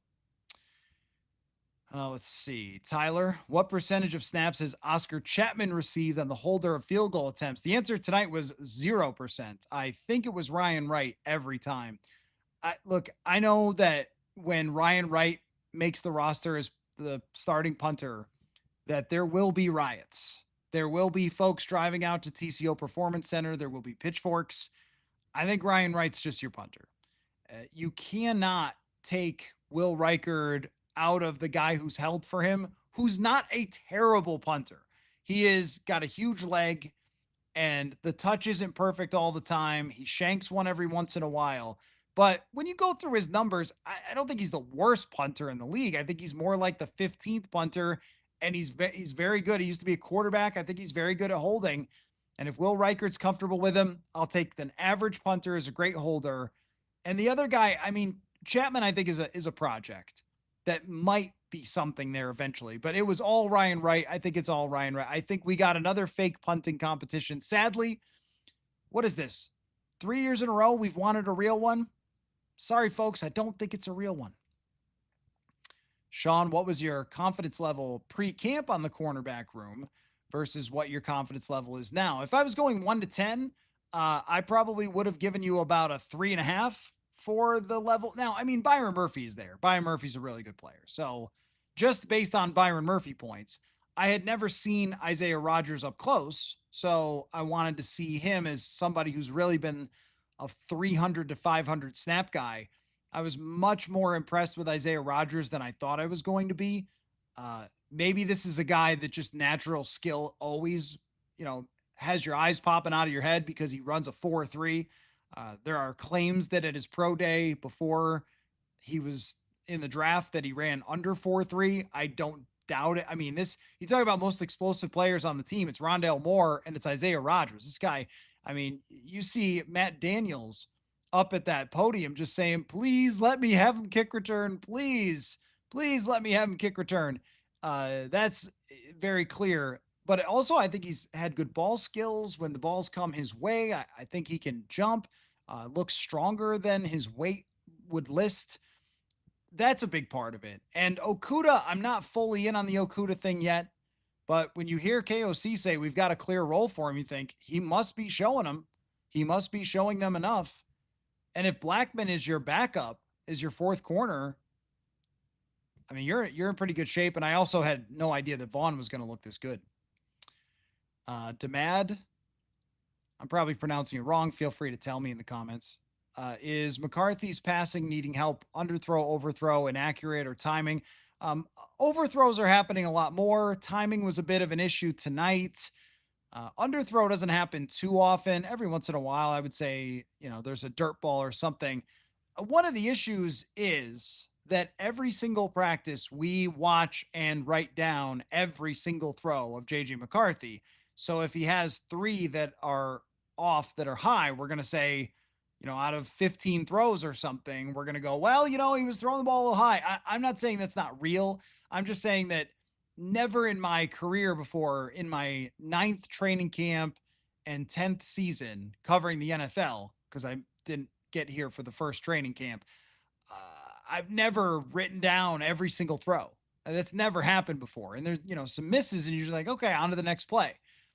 But I think that some of it is definitely timing. I think there's been a few timing things with Addison where it could have been a little better, getting on the same page and so forth. I think that inaccurate happened a couple times tonight. I just think in general that his accuracy overall will not be absolutely flawless. So he has to make the right decisions a lot. That's what I think JJ McCarthy has to do well. And even if that means that he scrambles more than he should, and we go, oh, on the all 22, this guy was wide open. Why did you scramble? That's going to be okay. And that's going to be something that KOC is probably emphasizing to him is like, hey, if there is any uncertainty about what you can do for a certain throw on a given drive, unless it's a gotta have it type of moment, then go ahead and check it down. Go ahead and scramble with it. Like, don't be afraid to do those things. Don't make a mistake because the rest of the team is going to be pretty good. So you're going to have room to play it safe at times and then let it rip when you see your opportunities. Freedom Thinker says better to win 10 to 12 games and then playoff games than 14 and no show in the playoffs. And let's be clear, when it comes to Sam Darnold, I think Sam Darnold in the game against Detroit, I think that he freaked out and no-showed. But in the actual playoff game, that was a roster that wasn't good enough. And that's why they went to JJ McCarthy. So that's the trade-off. And would I take a McCarthy that's still learning and growing and a top 3 roster in the league, or the 11th best roster in the league and a quarterback who is good and has a ceiling and will make mistakes? And also last year, Sam Darnold, and I really loved what I saw from Sam Darnold, but last year he took a lot of sacks and he threw some bad interceptions and things like that. And if you're going to have the 11th best roster in the league and try to compete for a Super Bowl, you can't have any of that. But if you have the 3rd best roster in the league and you have a quarterback that occasionally makes mistakes or doesn't, hit a couple of deep balls because he overthrows somebody or whatever, I think you've got a much better chance of competing in the playoffs with that 3rd best roster than you would with the 11th best roster. And that's probably the difference. it's maybe not getting Fries and Hargrave or something like that, or maybe not keeping Byron Murphy because someone else pushes the price up a little bit, or maybe not keeping Aaron Jones or whatever. So that little bit of depth right there. R. Emmer says Mason ends the season as a top 15 running back. So that was the FanDuel question of the day. If you haven't answered in the comments section yet, you guys have been very active in the comments section, which I enjoy and appreciate. Love the conversation tonight. But the FanDuel question of the day was that Aaron Jones has the 20th best odds in the league to go over 750 yards. That sounds to me like a little timid on FanDuel. And do we think he's going to get there? Or do we think Jordan Mason is going to end up with more yards than him? So how many yards do we think that Aaron Jones will end up with? And you've got Mason as a top 15. I mean, Mason has looked really good. He has looked really good. I don't know if that means how many snaps he's taking from Jones or if it's just 50-50. I'm going to have to look back at the splits with him and A.J. Dillon when Dillon was, like, still pretty good. He definitely faded as it went along, but... Oh, let's see. Patrick says, are we in JJ panic mode or winning the Super Bowl? So the Super Bowl was Saturday. Today is panic mode because it was not really a great practice for JJ McCarthy. Skull Vikings says, who would get more wins with this team, JJ or a healthy Kirk? Well, that's the problem, is that you could never have this team with Kirk. Like, yeah, I mean, if Kirk Cousins is in his best year and he's playing the best football of his career, let's say it's 19, maybe the beginning of 2023, and he's got this team, he's got this line, this running game, this defense. Oh yeah, I mean, you should compete for a Super Bowl with Kirk Cousins. Now, Kirk, with his bad Kirk moments and his lack of athleticism and his total inability to scramble, I thought often hurt them. But with this team, this would have been by far the best team that Kirk ever played with. That's not an excuse for Kirk. It's just a reality that this team is more complete than any of the teams that he played with. And he won a playoff game with the second most complete team, which was 19. So, yeah, I mean, I think you're talking about probably winning more with Kirk Cousins in his prime, best version of Kirk Cousins. But that's not how this game works. This team can't be built with Kirk Cousins because he was just too expensive. What do I have against truck drivers? I have absolutely nothing against truck drivers. Didn't mean it that way. Oh, man.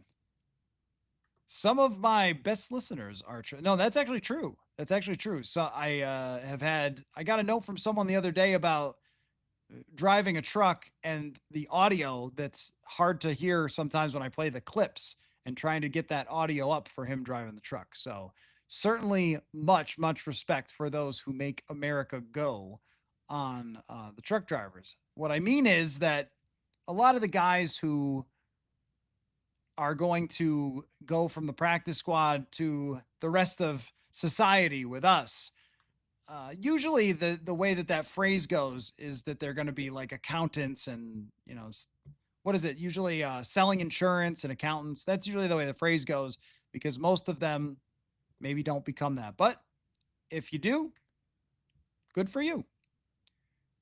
If you're working and contributing to society, that's a good thing. Let's see. Steven says Cleveland signed Hundley solely because they have injuries to Pickett, Shadur, and Gabriel. They need more camp arms. So maybe you guys were talking about Joe Flacco. Yeah. Oh, I see. Yeah. That's what Jim said. Some quarterback on the Browns could wind up here as QB2 only if they cut Flacco. And I don't think the way it's going that they're cutting Flacco. Do not think that's going to happen. The options are not good. You could hear it in his voice. You could hear it in KOC's voice. Like, please, Sam Howell.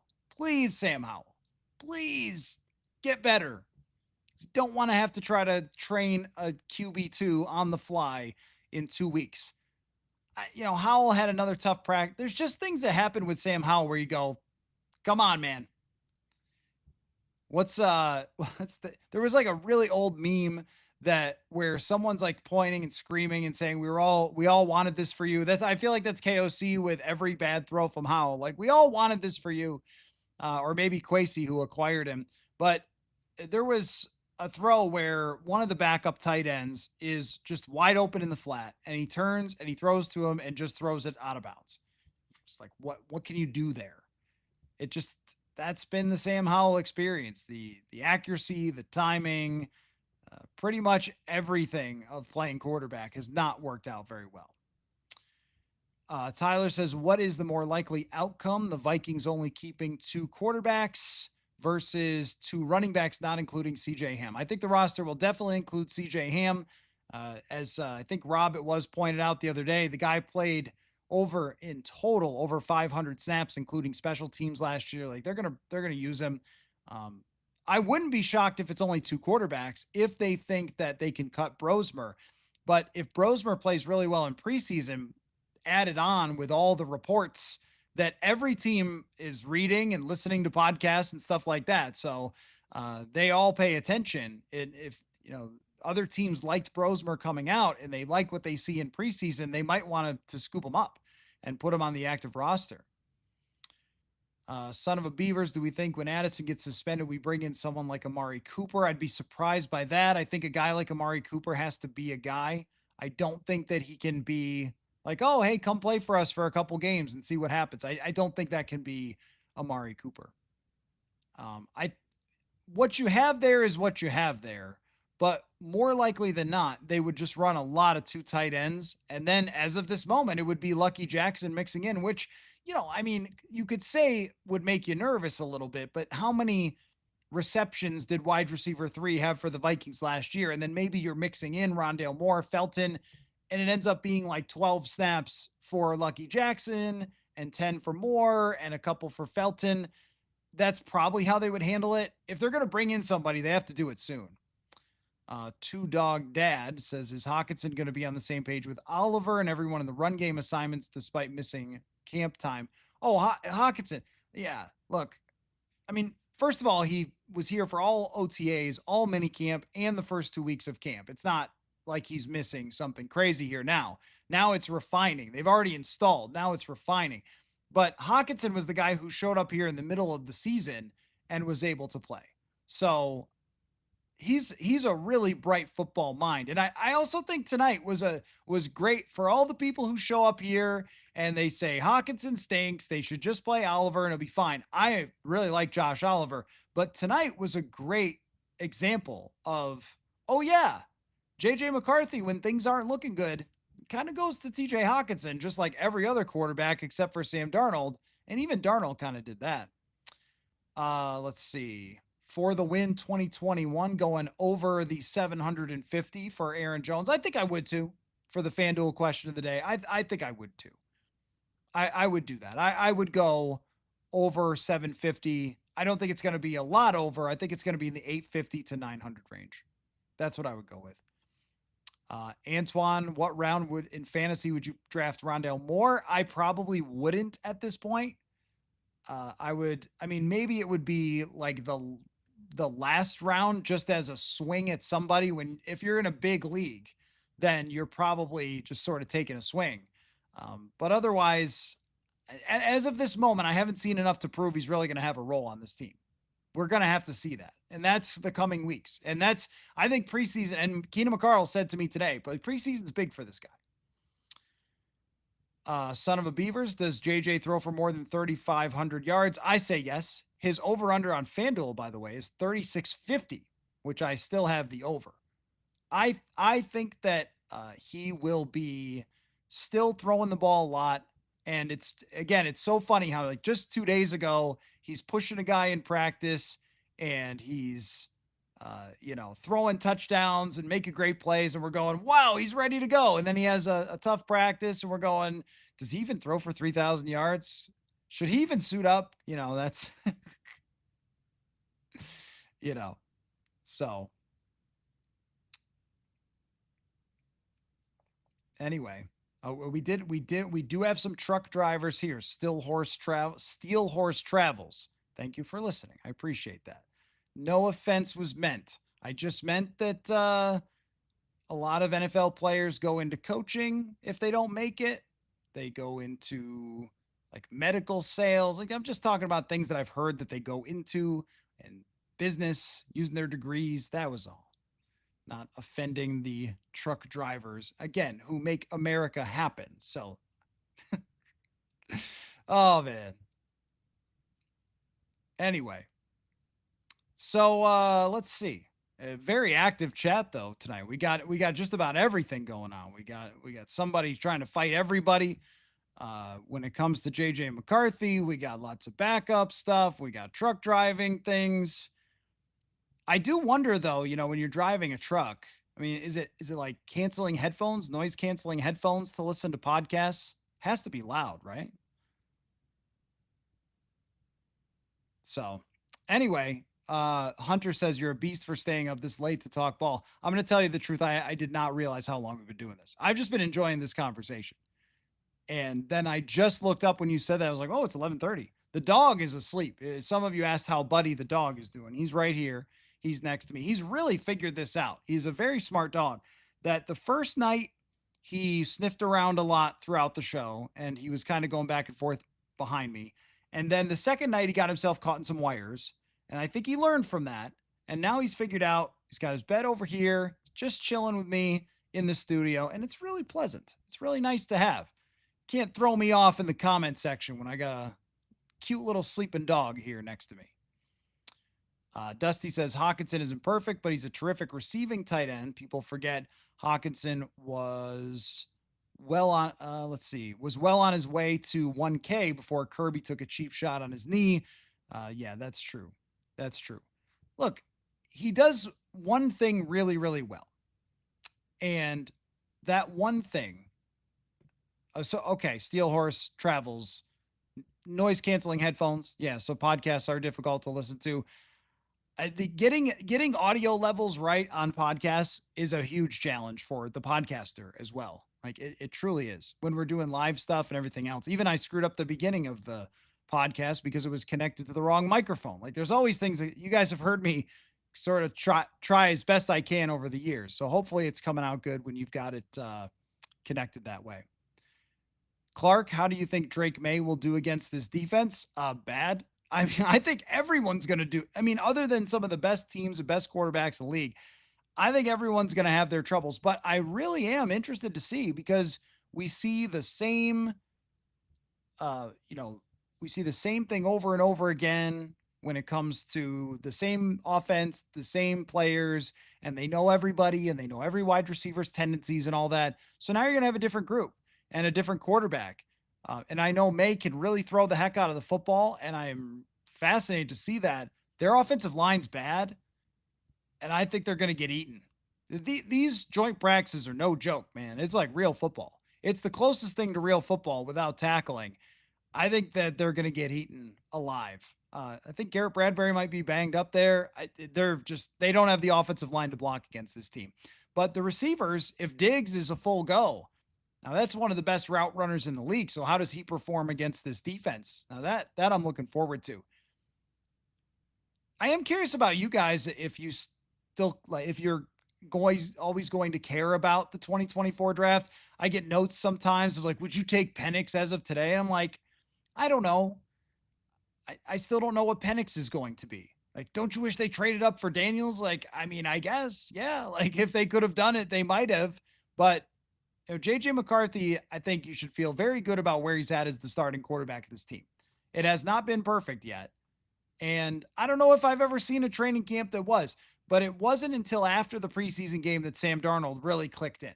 So let's give it until then, because up until this point, it's been inconsistent. It has been very much one day great, next day not as good, or in today's case, how's Donovan Jackson looking? I've been really impressed in the run game. The pass pro, that's a guy. You talk about a guy I want to see in the preseason and I want to see in the joint practices. I really just want to see him against somebody else. Like I really just want to see him against somebody else because, I mean, he's just facing some of the best players in the league. And I think that Jackson has a really good chance of being a quality starter who's got some issues at times with the same things that all guards struggle with, which is, picking up like blitzes and stunts and things like that. That's going to be an issue for any young player. It's so complicated in the NFL. Getting on the same page with his tackle, who hasn't been in a lot, and his center, but the physical ability, and especially in the run game, I think you're going to feel it in the run game with Donovan Jackson. That I'm confident in. Pass pro, we'll see. I think pass pro is much more of a knowledge issue and an experience issue than it is something physical. He's also got to learn to, be a little more violent. Okay, I don't want to get too far down there. When I watch him in one-on-ones, I think like a little more violence, but that's just me from the sideline. Haven't talked much about Tyler Batty. Richter was getting pressure, but nothing from Batty. No, I didn't really catch much from Batty. The thing is that Tyler Batty, that was kind of the play of camp for him. I haven't noticed him much at all, just period, playing with the third team. He hasn't gotten a lot of reps. And it was quite surprising that he was the one that ended up being the guy that hit Aaron Jones, because he was in there for that play as they were rotating some guys in. Richter has been the guy on the outside.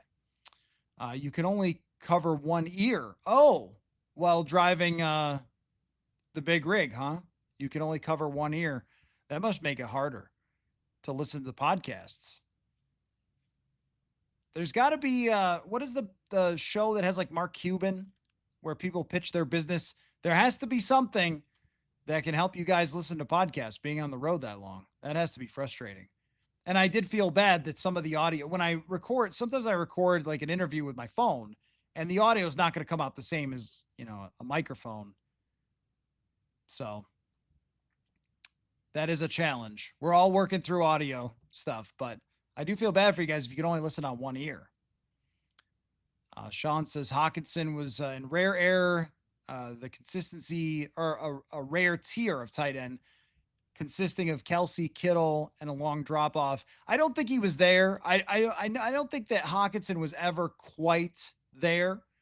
I think he was one notch below the Kittle and the Kelsey. So Kelsey is like an all-time player, and Kittle to me is the best tight end in the league, complete top to bottom with blocking. And those two are in their own space. And maybe Brock Bowers is going to be there. Right there was Hawkinson below that. And that's worth paying. And that's a great asset for your quarterback. I think once he's got to get back out there and make some catches and have a 9 for 73 game with JJ McCarthy. And then you go, oh yeah, that's right. Every time they're covered deep, he's there. That was what we saw in the Chicago game last year.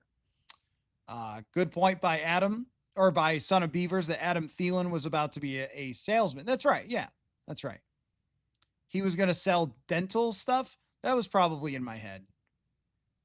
Chat's always trying to stir up something. I don't give you guys too much when it comes to that stuff. I was just referring to the typical things that I hear of players becoming after they play football. Let's see. Would love to see Bo make the roster, the 53. I think Bo's in. I think Bo Richter is in. He's played a ton of second team reps, and he is a very important special teams player. He was legitimately great on special teams last year. Who is the Stephon Gilmore of wide receivers? Probably Keenan Allen. Apparently Keenan Allen met with the Chargers and there's no deal there.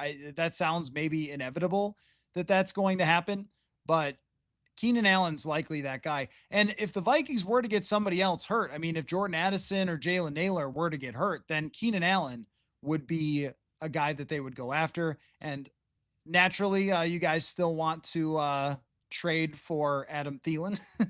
As always, we want those players to return. So, yeah, I think with someone like Keenan Allen, you're probably talking about only if there was an injury. I don't think at this point that there's much chance that they would go out and get somebody else to be that guy, like to be another wide receiver in the system. We're just a little bit too far into the game in order to do that. So this is an interesting question here from Colleen about the competition between Walter Rouse and Logan Brown. It is still too early to tell on that. But I've gone back and forth. I really have. I've liked some stuff from Logan Brown. And then, tonight it was, I think, Watson, a veteran player who's kind of been around a little bit, that was playing left tackle. and Brown was down with the threes. So that makes me think Walter Rouse is ahead, even though on my 53 yesterday, I had Brown because I thought that he would be the guy most likely to poach. I've really gone back and forth on that. I do think that's a preseason thing. With guys like that, they play a ton in the preseason, and you get a big sample of how they're doing. That's what we're going to have to see. I guess as of right now, even from yesterday, but just seeing this practice, I might go back and say maybe Rouse is more likely. I just wonder if you could cut Rouse and get him to the practice squad versus Brown, who was a highly sought after UDFA. Like, is there something there? Maybe I'm overthinking that. I'm overthinking the fourth tackle. Let's see. Fire Sabers says, where did that go? What do you think the D-line rotation will look like? I think that Jalen Redmond will probably be the first guy in, and then it will be Levi Drake Rodriguez, and they'll mix in based on who they're taking out. So if you're taking out Hargrave, then probably Redmond goes in. If you're taking out Phillips, then probably Rodriguez goes in. I don't see Ingram Dawkins getting a ton of work right away. It's probably going to be those two with the second team. And then as far as how often, it'll probably be situationally. So you'll have let's say the first two series, you got the full group. And then maybe you get back on the field quick after a 3 and out. Okay, then you're going to send out Redmond. And now, will they mix and match that? I don't know. Or will they have the two that have been playing together? Now, that's possible with the two that have been playing together. Let me see. Okay, a couple more questions. Then we're going to reach 2 hours. And almost midnight. Alex has 850 yards for Jones. That was the FanDuel question of the day. So going over 750 is a good idea. I think so too. 850 is a good number. I think 850 is a good number. Dusty with Gabe Murphy could contribute. I think Gabe Murphy will get a chance for sure.